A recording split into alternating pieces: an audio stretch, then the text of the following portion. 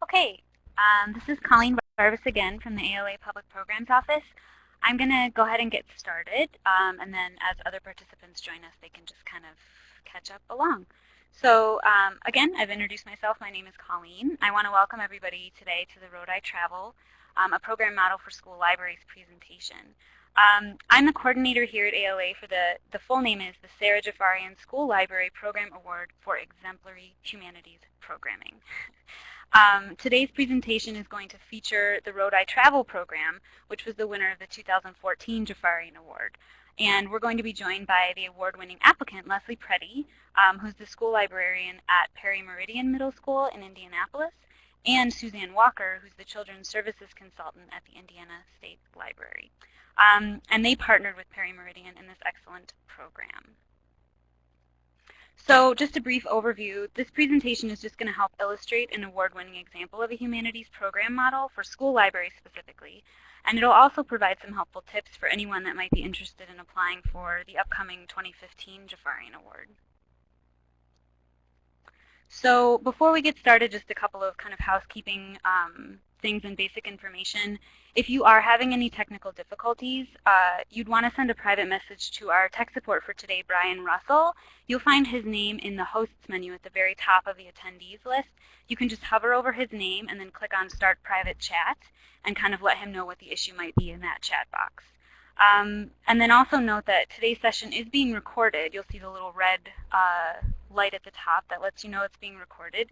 And we're going to go ahead and post an archive link of this session to our website. And I'll also be emailing everyone that was registered for today's event, letting them know that the archive link is ready. You can click on it and watch it at any time. So feel free to share it far and wide.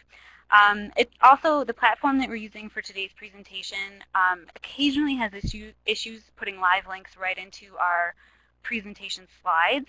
So throughout today's presentation, I'm actually going to be dropping URL links into the chat box to your right of the screen.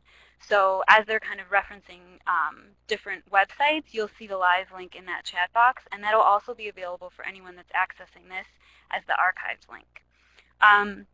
And feel free throughout the presentation to put any questions you might have about it in that main chat box. And then kind of throughout the presentation, we'll be moderating questions. Leslie and Suzanne are going to go ahead and answer questions once they're finished with their segments, and then we'll also have some time at the end for a Q&A session as well. So to begin today, I will just go over a bit about the Sara Jaffarian Award. Again, the full name is Sara Jaffarian School Library Program Award for Exemplary Humanities Programming, which is long but descriptive. So essentially, the Jaffarian Award was established in 2003 by retired school librarian Sara Jaffarian, and it's an annual recognition award, and it's specifically for school libraries that serve grades K through 8. Winning applicants receive a $5,000 award for their school library, and they also get the opportunity to present their program as a model for other school libraries, such as today's presentation. Also, the Jaffarian Award focuses specifically on humanities program and also community collaboration. So with that all being said, hopefully you are excited about today's presentation as I am. And I am going to go ahead and introduce our first presenter, which is Leslie Preddy from the Perry Meridian Middle School. She is the school librarian there. So Leslie, go ahead and take it away and talk to us about the R.O.A.D Travel. Thanks so much. Hi everyone. As mentioned, I'm Leslie Preddy. I'm the school librarian at a middle school in Indianapolis, Indiana. And this is my posse, 5 8th grade language arts teachers for the R.O.A.D Travel Project. And we work in an urban setting on the south side of Indy. And for this project, we had nearly 400 students participate, which included our EL refugees, special needs, and struggling readers. This project has a very interesting beginning, especially since we had no idea what we were doing, just a general idea of what we wanted to happen. So over the summer, one of the teachers called me and said he had an idea for the coming school year. Kevin talked about how no matter what they read, it all could be boiled down to identity, and he wanted to work with me to develop a project helping the kids learn about their identity that connected to all this fiction reading they were doing. And just a few days after that, another 8th grade teacher who works with our below grade level readers contacted me, and Lauren expressed a very similar desire for her students. And from there, I suggested that the three of us might put our minds together. And then we realized that others might want to be involved in too. So as we brainstormed, we began to invite other 8th grade teachers to join us. And so altogether, there were 6 of us. And to be honest, this is an example of how educators can learn right along with the students. We had the overarching theme of identity, or sort of a who am I, which we then linked to our standards. And as they say, as this project grew, it took a village. There were so many components to the project. Everyone took responsibility for large tasks.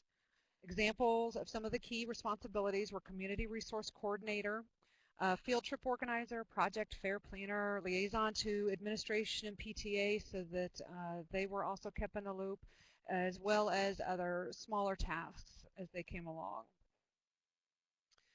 But of course we had priorities, and as we planned, we learned that we had something special. Um, Genealogy was a unique idea for our school. It had never been done. And what we built was homegrown, so we had no preconceived notions of how it should be, and all the educators were excited, engaged, and willing to take on extra work, and it was extra work, that would be required to build something from scratch.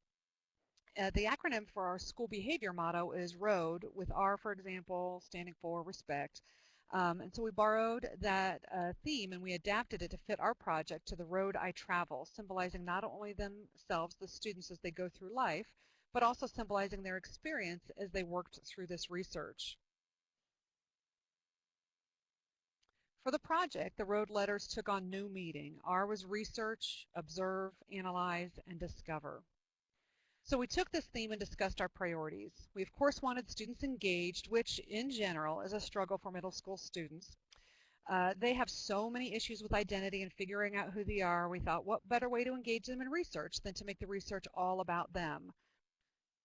We needed to consult experts, and we wanted the students to consult experts as well. In the very early thinking stages of the project, we educators went downtown as a group to meet with the librarians at the Genealogy Division of the Indiana State Library. And this meeting was very powerful for us as we talked to them about the learning we would like to occur and the phenomenal help they were willing to offer. Not only did they advise us with possibilities we hadn't even considered, their willingness to not only be consultants but participants was a complete game changer in what we did. And families often lament the loss of communication and family time during the middle grade years. And honestly, as the parent of a middle schooler myself, I can completely understand and empathize. So we wanted to involve families in the research, but at a deeper level than just informing them that some big task was coming up for their child.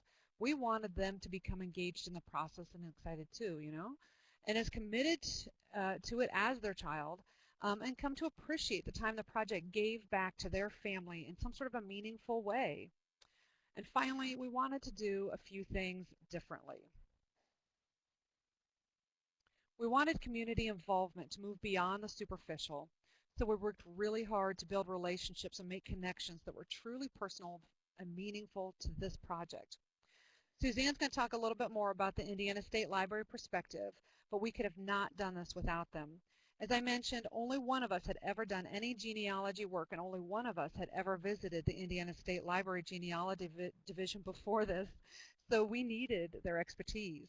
Our initial meeting with them was in the summer before school began, and that meeting changed everything for us. At that meeting, they guided us into thinking what would never have occurred to us alone. They knew so much. They're so smart. They were receptive to everything we asked of them, and they agreed to take on nearly 400 Ask a Librarian web inquiries over the span of just 1 week. I can't even imagine the pressure they felt. They invited us to come to the Indiana State Library on a field trip to utilize their newspaper collection and created custom training material for Ancestry.com for our kids. And we had no idea they would be willing to allow middle school kids in there. It was so exciting for us. To get all of the students through, though, these field trips took another week of their lives, and I can't even imagine how exhausted they must have been after working with so many middle school kids for a week. As you know, it is often difficult to be a prophet in your own land. So sometimes it is valuable to hear from an expert. So we also gave them some very specific topics and asked them to create very, very short video introductions on those topics. We then embedded those videos in our lessons and used them as introductions to unfamiliar topics within the lesson. The videos also had the dual purpose of reinforcing to the students that we need to consult experts to get the best help and the best answers. So many of them struggle with that. It was very important for us for them to have real world experiences with that. Such a challenge. 4-H also has many wonderful projects for young people. One 4-H project is genealogy, which my own kids sort of dabbled with a little bit. I have to admit they got red ribbons, but they tried.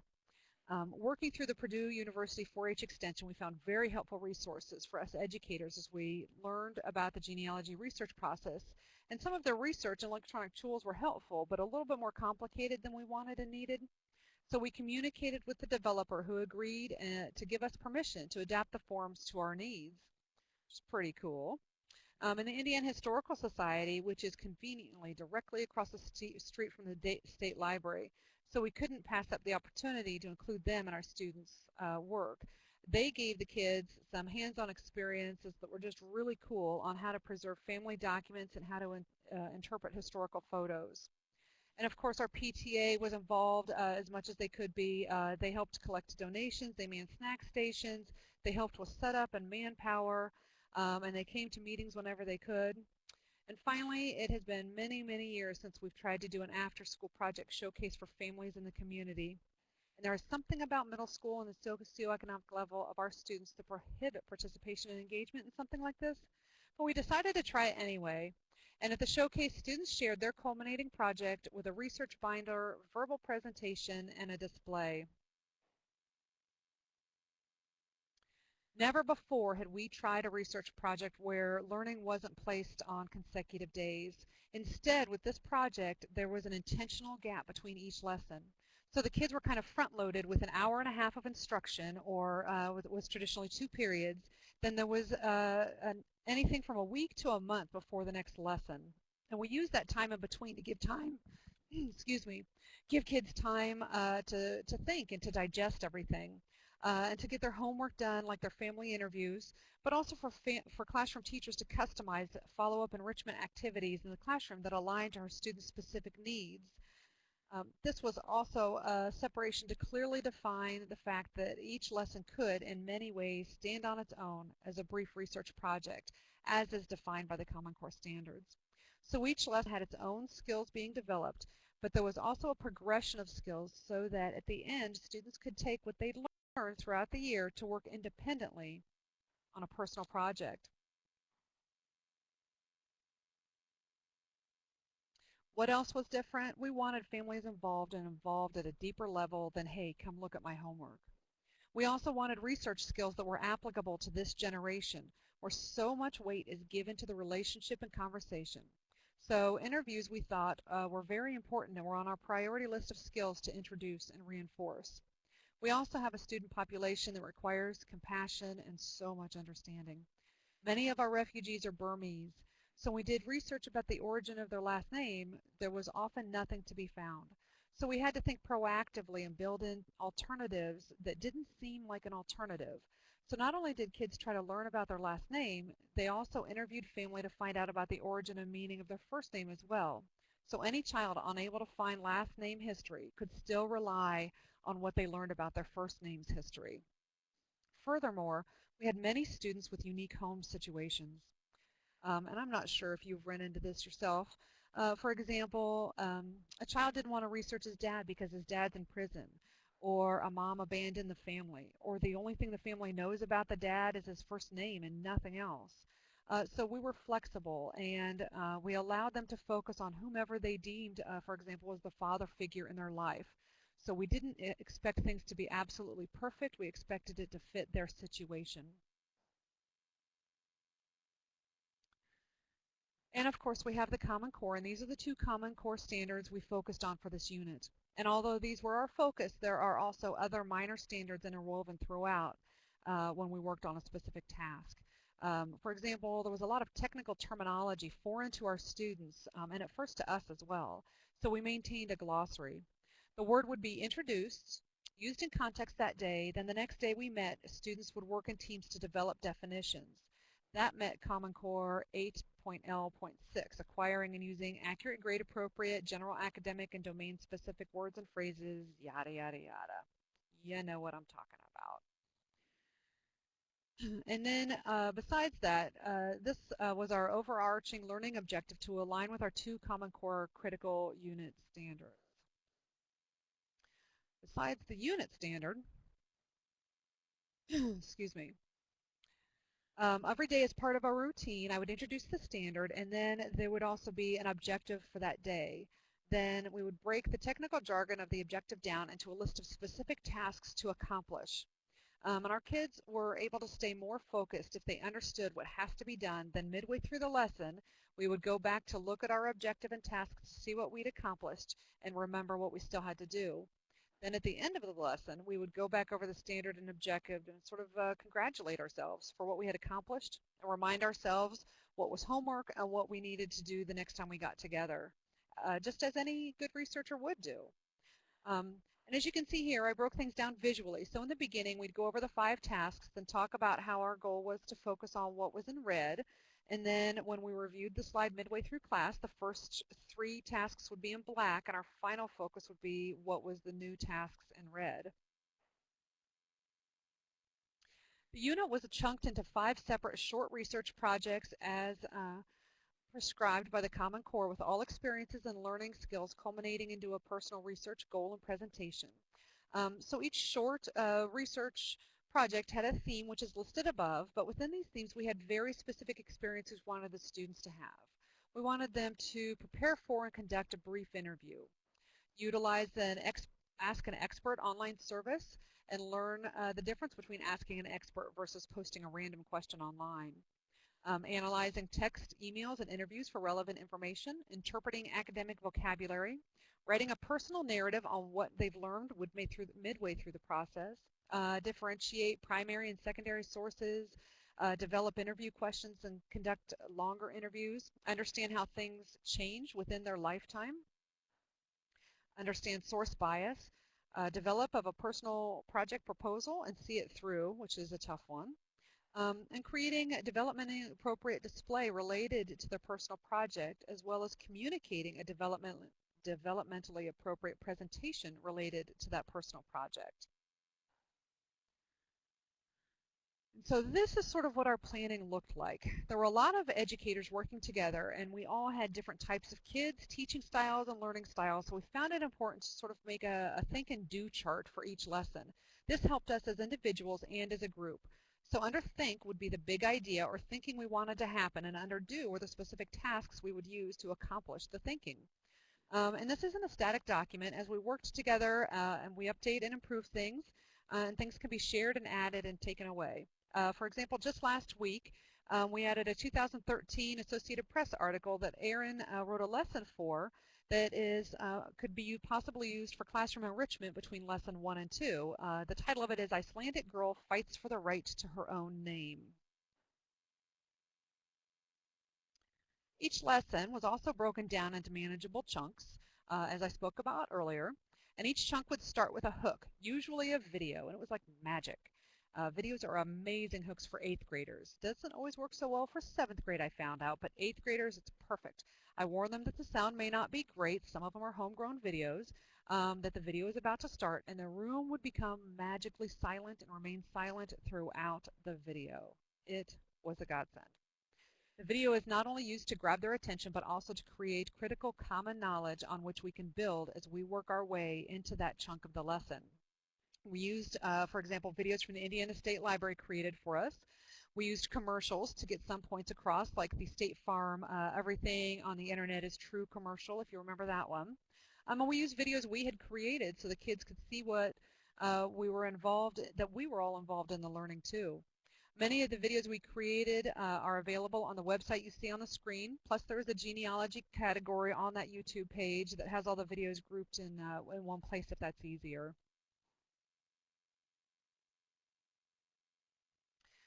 Each lesson also had handouts that were adapted to our needs but were closely resembling the real deal, or as real as we could manage. And these were ones that we received permission from 4-H to adapt.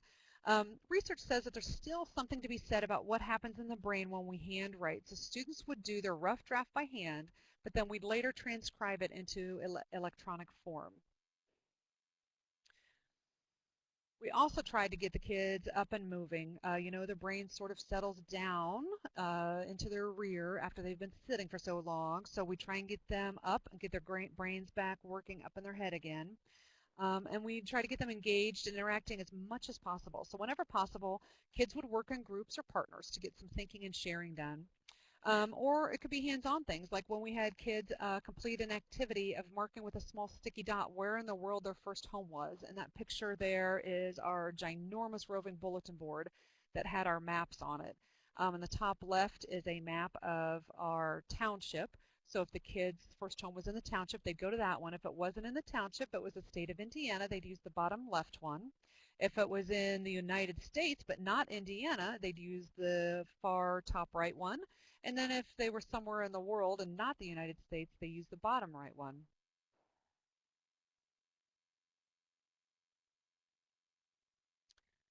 There was a lot of unfamiliar terminology and vocabulary, so we would introduce it at point of need, use it immediately and appropriately, review it at the end of the lesson, and then at the next lesson we would refresh our memories and then work in a jigsaw to work it out. Working in a team to develop the definition, and then we'd share the definition out with the class where everyone would transcribe that homegrown definition into their genealogy glossary booklet so that we could keep track of those words and remember what they meant. Lesson chunks often concluded with a video that were made by us as examples to students about what they could learn about their family with their personal project. These videos were a faculty and staff who would be familiar with, the kids would be familiar with, and they'd be sharing a family object and how it related to their family history. In this way, we had the kids thinking about their culminating personal project right from the beginning, but without being too pushy and invasive about it. Also, whenever we needed examples of something, we would ask staff to provide those examples so kids could better relate. The two blue pictures below, those are examples of like World War II postcards from one person's family, a family history scrapbook pages, a child's note right there is to the tooth fairy. And these were all used in lessons that were donated by our own staff. The project fair was the culmination of everyone's hard work and was successful totally beyond our dreams. It was amazing. Usually, unless it's a sporting event, we don't get a lot of family support, but our school was packed for the evening. Almost every one of our students came and brought at least one family member. Many of them, I would say most of them, brought extended family. It was absolutely beautiful to see grandparents and aunts and uncles.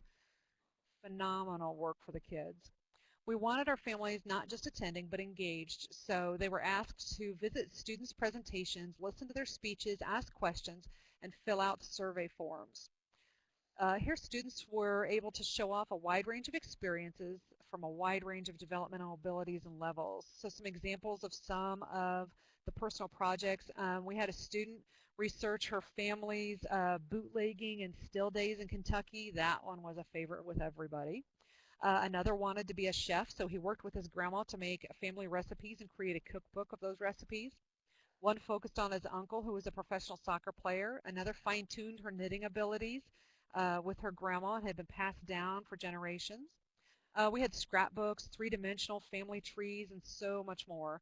And some of what we saw, you would expect, so much more were students searching for themselves and trying something different while learning about themselves and their families. And we were very proud of their willingness to stretch themselves and to grow. There were some challenges we expected, but others surprised us. We definitely should have gone to the Indiana State Library and provided training on what to expect. We were just so in the thick of it. We did not think about how teaching is just so natural to us because we deal with it every day. Not only were there large numbers at one time, overwhelming, but they just never worked with middle schoolers before.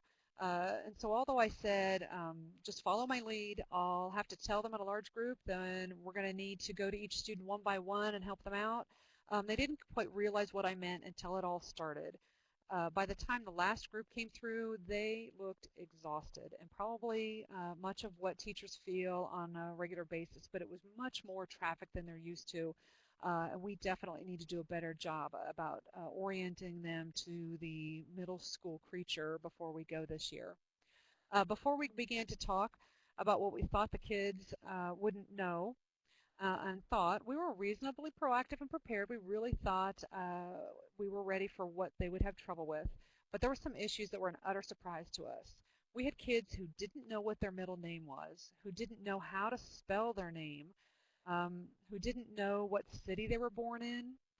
They didn't know how to use email, and there were just other little details that added up to lag time that dragged down the pace of the lesson. And we learned that even though these kids have grown up with technology and everything is going to take so much longer than expected. There's sort of an urban legend that they are tech savvy. It's not true. They know how to play with technology, but they don't really know how to use it effectively and productively. And that's part of what we need to build in as we are redesigning this lesson so they have more practice with that. These challenges were small setbacks, though, as far as we're concerned, and not something to keep us from doing the project again. As a matter of fact, this week we are in it with the Indiana State Library. We are knee-deep in part one with this year's lesson this week, and they have already dealt with 250 questions from our kids already, I think.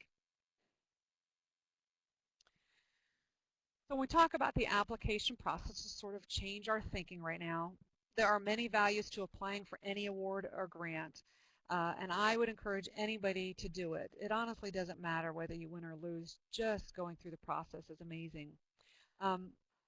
A practitioner's best weapon and strength is reflective practice, and there's nothing more practical and reflective than having to carefully process through what you did, why you did it, and the effect or impact. It's important to note that the Jaffarian is an online application, but once you start it, you can see all of the questions for the essays. So write it in sort of a word processing program, share it, edit it, proofread it in that program before uploading it to the application site. What is really awesome about this as award is that it is for something you've already done. So it's a lot easier to document and put in emotional, personal touches about what has already happened because there's already been a human impact. And again, whether you win or lose, the worthwhileness and the power of it is going through the process, especially when working together with your fellow educators. It is so energizing and fulfilling for us to work together on the application. So what are the components of the application? Try to write the essay as a team. As the librarian and the leader, I would start each essay and make sure I included all the required components. Then that would be shared with the team. And each member of the team had a specific task during the editing so that it wasn't too much of a burden, and they knew that the whole team was depending on them to accomplish just that one specific thing. Remember, the artifacts are all going to be electronic, and you will be limited to the number of pages you can share. A picture is worth 1,000 words, and you can fit like 6 pictures on a page to tell a story better than any document. Try to caption each picture so that it makes sense to the reviewer what they are seeing. And some documents will be necessary, but work as a team to decide which are the really important ones to telling your story to an outsider. And you could even compress them so that maybe 2 documents fit on a page instead of 1. You will need letters of support, and this is the first thing you should start working on is getting those letters. I asked for one from the Indiana State Library since they were so integral to our success, and their letter was powerful. But the hardest part of this process was that our kids and families had already moved on to high school. And because it was about something we'd done the previous year, we really feared we would have trouble getting letters. So have your fellow educators help with this piece. For us, we realized we had really done something amazing with this project when we had to stop contacting parents and former students after our first few attempts because everyone said yes, and many of them had the letters to us within 6 hours, and we waited no more than 24 hours for any letter. Our struggle then was to decide which ones to include because there is a limit and we wanted to include every one of them. I would also strongly encourage you to ask for more letters of support than you need so that you can pick and choose. Finally, be sure to get your administrator on board right away. Not only do you need a letter of support from him or her, but he will also have to sign off on the whole application. He should be involved from the beginning and CC'd emails as you muddle through the process. So with the win, Suzanne and I met our Jaffarian committee chair at the ALA annual this past summer, and that's us in this picture here. My school not only got the recognition and got to be paired with the prestigious name of the Indiana State Library for this award, we also won $5,000, which I can assure you we have already begun spending. We found that our students sometimes had oversized documents they wanted to digitize for their project, but we couldn't help them because we didn't have anything large enough. So we have purchased and installed an oversized 12 by 17 flatbed scanner for them, and we're ready to go. Finally, we made this so powerful, us and our students.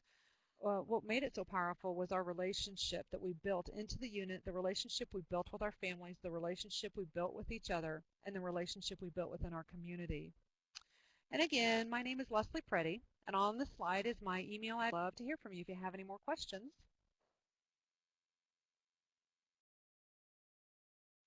Thanks so much, Leslie. That was awesome.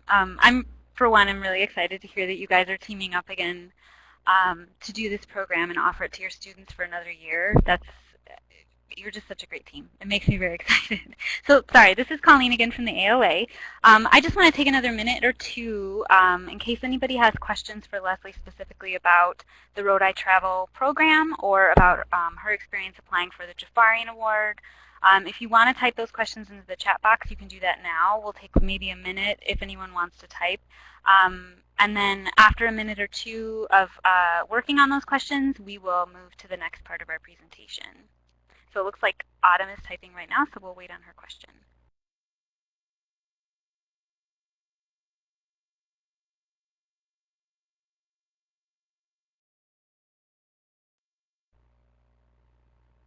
Okay, so the question for Leslie is, could you explain how you for refugees a little bit more? Oh, that's a tough question. It was very hard. We had translators helping us, obviously, throughout the process. We also made adaptations, and I guess flexibility is the name of the game. Um, and it's just doing whatever you have to make sure that they can feel successful. For example, yesterday we had some kids saying, their parents work nights, they never get to see them, so how are they going to do their small interview to ask their parents about their personal information? They have to do an interview about their mom and their dad. And they also talked about how, well, they can only speak in Chin, so how are they going to do this? So we talked to them about how they can translate for their parents, and we also encouraged them. We intentionally set this up so it's right before fall break about how they could talk to their parents when they get up after sleeping and before they go to work. They could also write notes, or they could talk to another family relative. They have a very extensive family network in our community to deal with those sorts of issues. And we just made sure that there were adaptations and accommodations throughout and customized and individualized. So anytime an issue comes up, it's usually an individual situation, and we work out what is going to make them successful.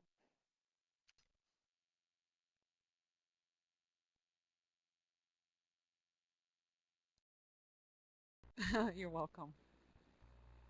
Excellent. Thank you so much, Autumn, for that question. That was a good question. It looks like we're coming up, and then we can move on to the next part of our presentation.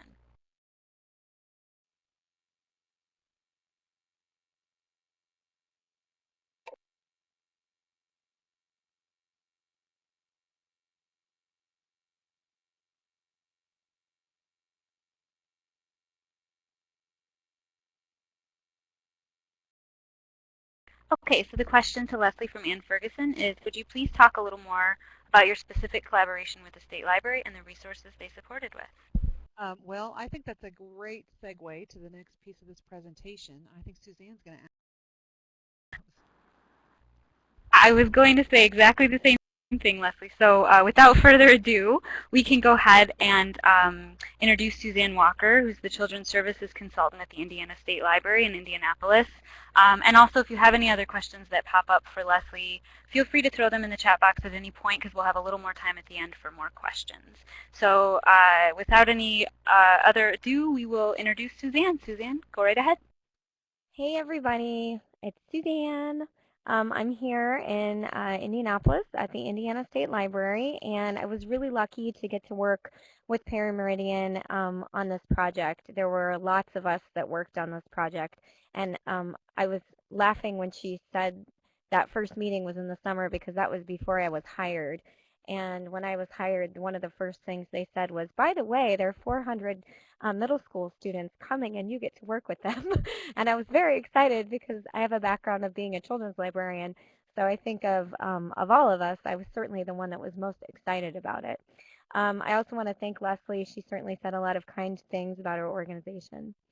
You can see my contact information there. Feel free to reach out to me afterwards if you have more questions. Okay, so the first part of partnering with Perry Meridian was the fact that they came to us and asked us, for assistance on this project, and we knew right away that our answer should be yes. So, if you're asking uh, organizations to partner with you on things, if they're not very excited, move on because there's going to be people out there that really, really want to partner with you on things. Partnership is really the name of the game anymore, and everybody's really looking for ways to leverage what they can offer for more exposure and for better relationships, um, in your communities.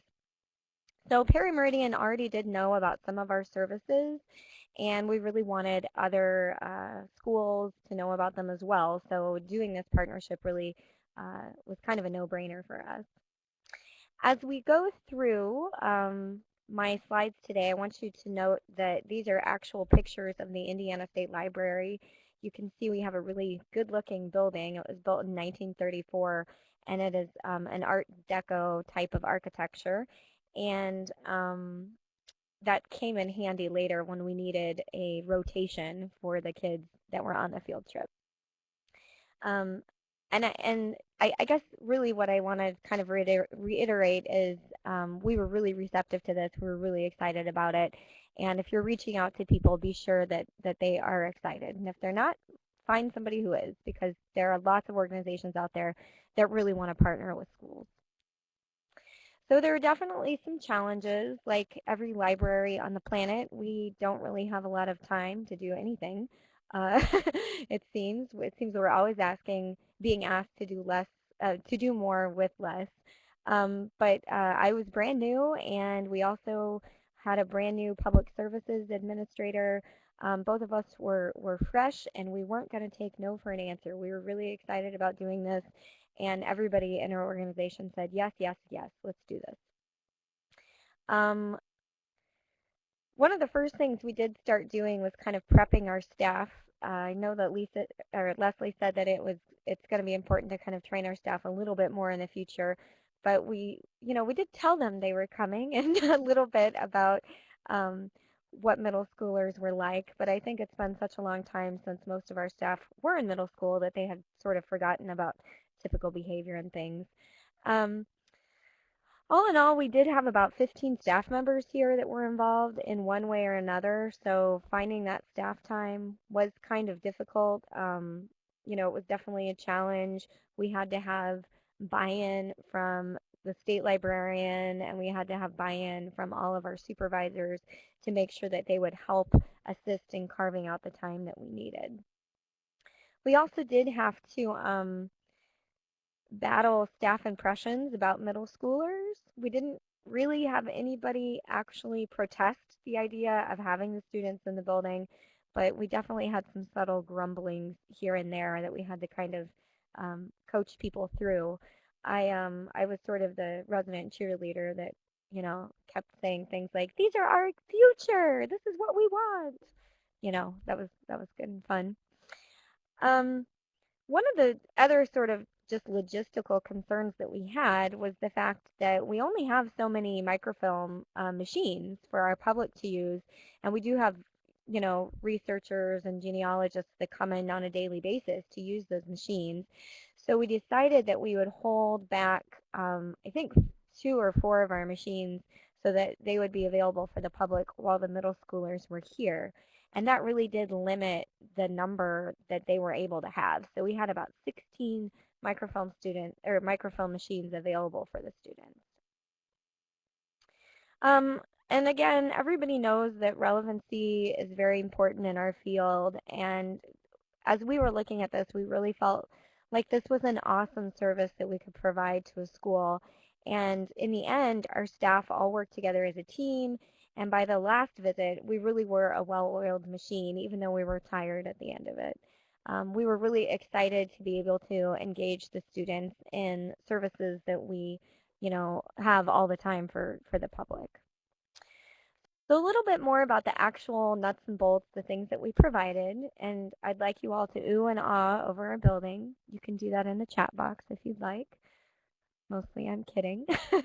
So some of the things that we provided, Leslie kind of talked a little bit about the Ask a Librarian service. So that's a online question service, reference question that we have where the students could actually send a message to a genealogist, to a reference librarian, and they would do some research on the student's name and then get the answer back to the student. So that's a tool that we already have, and we were really excited to be able to do that for them. We wanted to not reinvent the wheel. We didn't want to like come up with a whole lot of things for them that we didn't already have. So mostly the services that we provided were things that we already had, but there were some things that we did create specifically for their group. And the videos is kind of what I'm talking about there. But it was really nice because then we had those later. We have them now, and I'll talk a little bit more about those later. Okay, so I am going to talk about each one of these a little bit more in detail. So these were all kind of the step-by-step things that we provided to them. So again, about the Ask a Librarian service, this is something that they did before, and as Leslie said, it sounds like her students are doing this right now with some of our staff that are downstairs, our reference librarians. So they were required to research the origin of their names through the Ask a Librarian online reference service, and we were prepared for a really high number of requests. There were about 70 requests a day for about 5 days when we did this last year. And we discussed this ahead of time with our staff members, so we had to reallocate some of our staff to help handle the crush. And we had other staff kind of clear their calendars and work on this and this only for like a week. So we definitely had to have the buy-in of their supervisors and the supervisors' help and things like that to be able to do this. The students learned a lot of things about this. They learned that the service existed. Some of the teachers learned that the service existed. They did learn that librarians are not magic. Some of the names, like Leslie said, were kind of a bust, and so they had to go and research their first names instead. But we also learned things. We learned about the limits of our collections and areas where we needed to improve. This year, our staff actually requested a list of the students from non-European backgrounds ahead of time so that we can do a bit more in-depth research beforehand because we really want to give the students a really valuable and rewarding experience. Okay, so a little bit more about the videos that we created. The Perry Meridian, and I gather that some of this happened during that summer meeting, they really wanted to get some expert, not opinions, but expert videos on some of the topics that they were interested in. So they asked us to develop videos that they could use before they actually came to visit us. And it was kind of a challenge for us because we don't have any kind of a film studio. We don't really have much equipment available to us. But we were able to pull the content together pretty rapidly because we assigned various staff members to create the scripts and to create the content. So for example, we have a conservation librarian and she wrote the script for a video about preserving family heirlooms, like photographs and letters.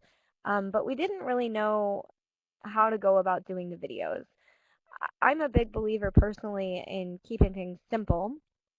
So in the end, what we ended up doing was we just used my phone, and smartphones are amazing things.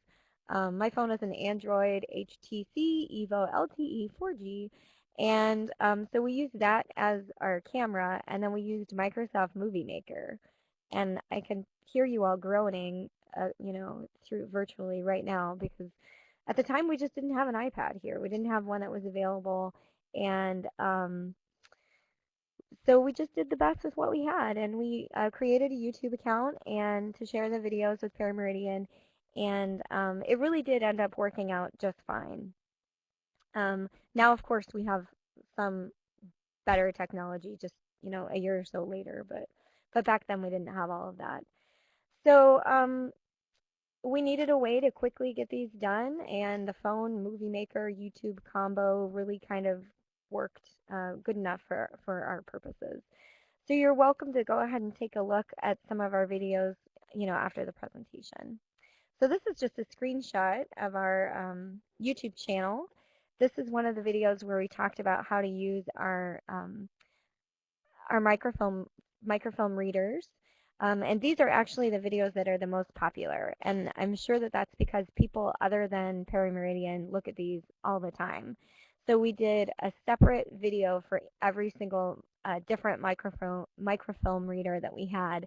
That way the kids could take a look at it beforehand and at least have some sort of impression of what those looked like before they got here. I think actually that we are getting more machines this year, so we're really hoping that when the students come again, we're going to have enough for a lot of them to use them. So a little bit more about what they did when they got here. The main thing that they did was visit the microfilm. And the thing there was that they were researching popular culture on the day that they were born using our newspapers. And we, of course, have a gigantic collection of newspapers from all over the state. So some of the students who weren't, from Indianapolis were able to also look in maybe their communities that they were born in as well. So the logistics for this were a little bit crazy. We had about 80 students would come visit us per day. We had 4 days that they came, and they were split then into 2 groups. So you start out with 80 students. They got split into 2 groups. 40 of them would visit us in the morning, and the other 40 would visit the Historical Society across the street. And then we would switch in the afternoon, and we would get the other 40 in the afternoon. So if you're doing the math, when we split that 40, it would be great if we could have split them in half and put 20 of them on our machines and done something else with the other 20, but we couldn't do that because we had to reserve machines for our public. So that meant that we had to have kind of another rotation for them to do. And so we added a couple of rotations for them. One was a tour of our building, which is worth seeing, and then the other thing was some training that we did in a lab. So to maximize their time that they had on the microfilm machines, the school did provide us with a list of their birthdays ahead of time, and we had staff pull a selection of newspapers that corresponded to their birthdays before they even got here. So instead of having to like sift through all of the microfilm, we already had kind of a good core set of it pulled for them. The other thing we had to think about, I mean, there were all these little things that we had to think about. Some of our machines are still equipped with coin operation, and we had to turn those coin receptors off so that they wouldn't have to worry about paying for their printouts. Lots of little things.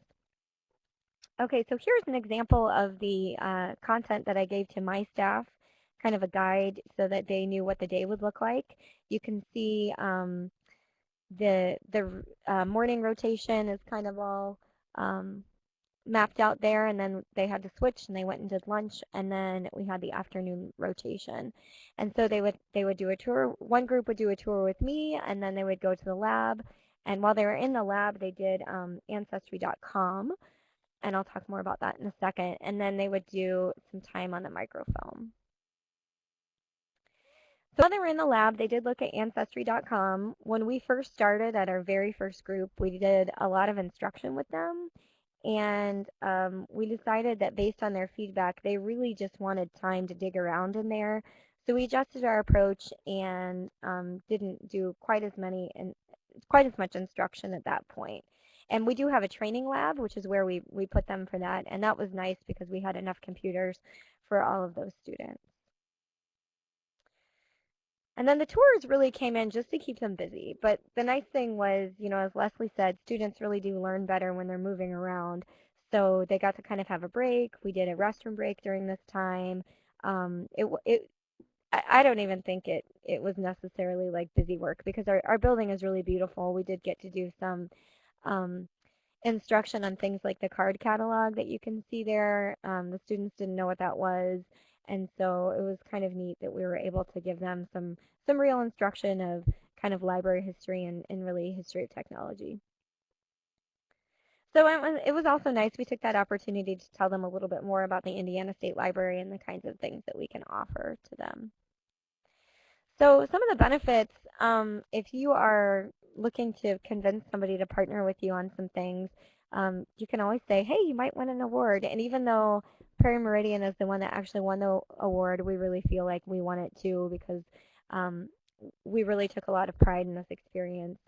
Um, we increased our network of school librarians around the state. Leslie is really a mover and shaker here in Indiana. And so I'm glad that she's somebody I can now call on for advice, and she's a great resource for me. We had, about 400 visitors to our library. That was, parents, teachers who didn't know that we existed, who now have an impression of who we are and what we do, and that's really, really valuable for us. And really, I think one of the most valuable experiences for us was that our staff got to work with middle schoolers, and we don't normally do that, and it really did push their comfort zones, but it was great. It was a really good experience for them. So we had people teaching database classes, helping coordinate the day, leading tours, interacting with this huge patron base that many of them had never worked with before. And they really did feel a sense of accomplishment when it was all over. And we are really excited to do it again.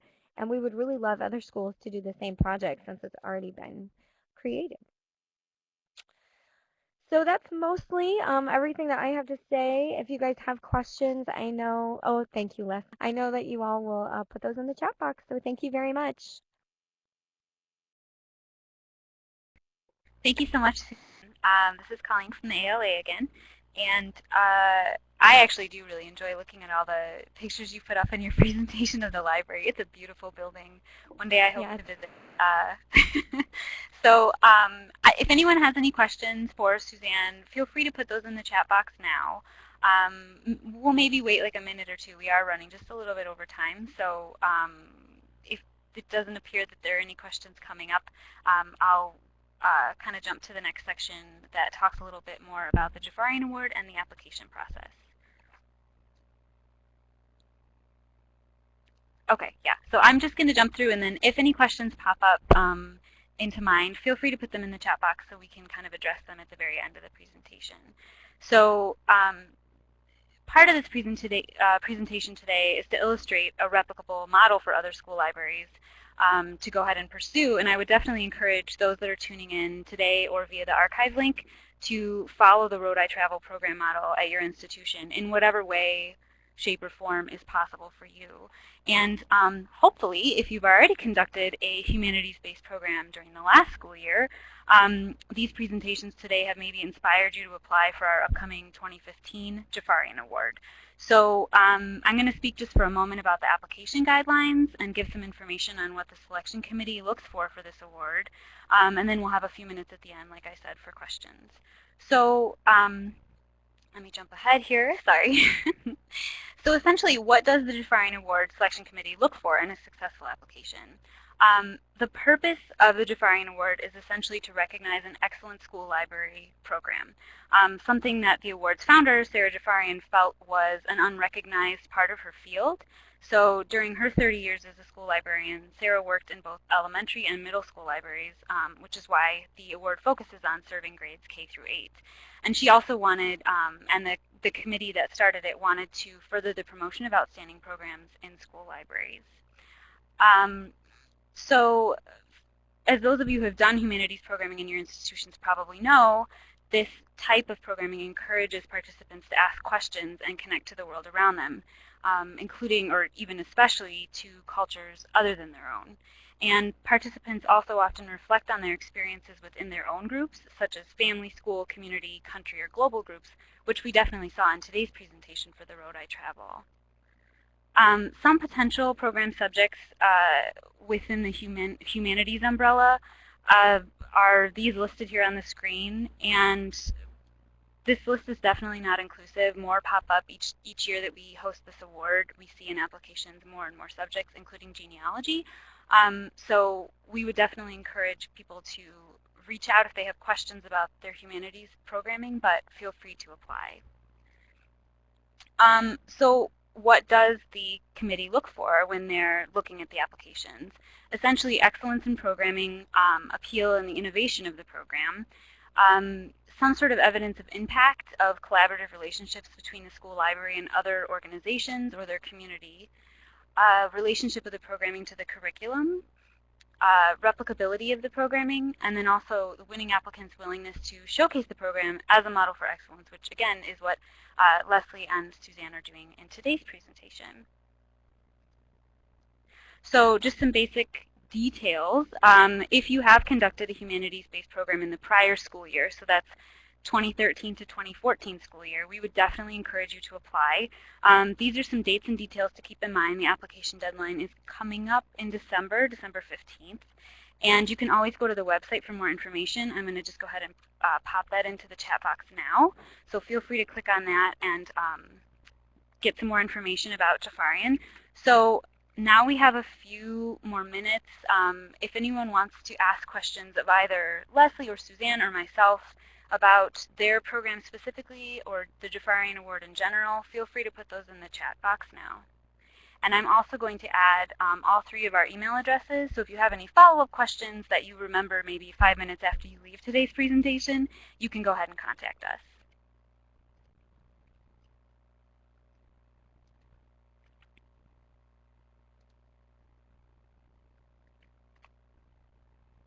Okay, so Sara writes, for each of you, what was your biggest takeaway from this project?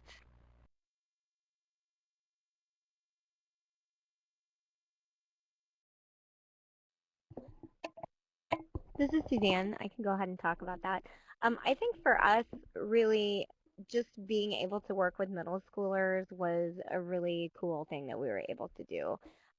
We did kind of, like I said, we did learn some holes in our collection that we really did want to get filled. And, and really, I think just the whole idea of collaborating and partnering is so valuable, and for us that was really the best thing, was being able to collaborate with a middle school and to really know that services that we offer to everybody are being used to a whole new audience. That was really important for us.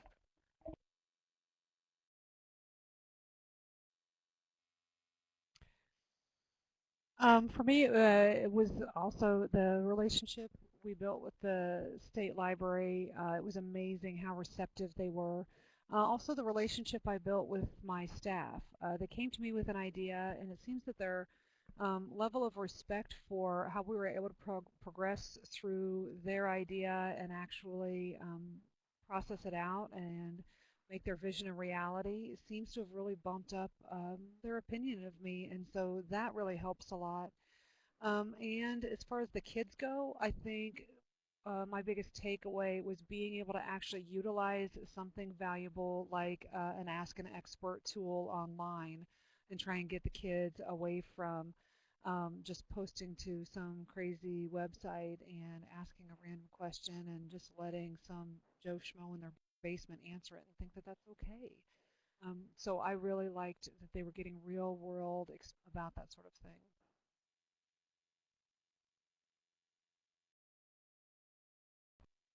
Excellent, thank you both.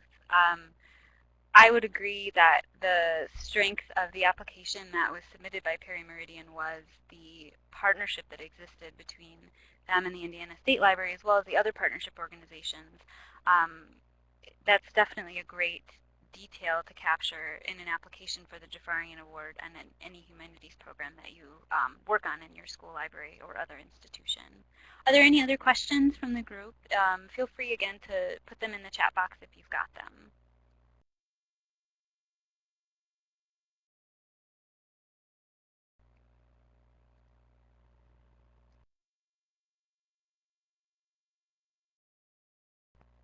So yeah, it looks like your presentations were so informative that no one has any questions, which is great. But again, I dropped all of our email addresses there in the chat box. And additionally, just to mention again, an archived version of today's session is going to be made available on our website in the next day or so.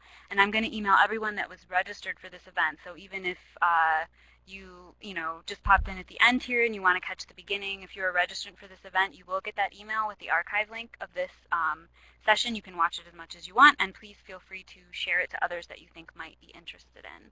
So I want to just give a big virtual hand here for Leslie Preddy and Suzanne Walker for your awesome presentations and awesome partnership. And again, we're very excited that this partnership is continuing into the next school year. Very great for those kids.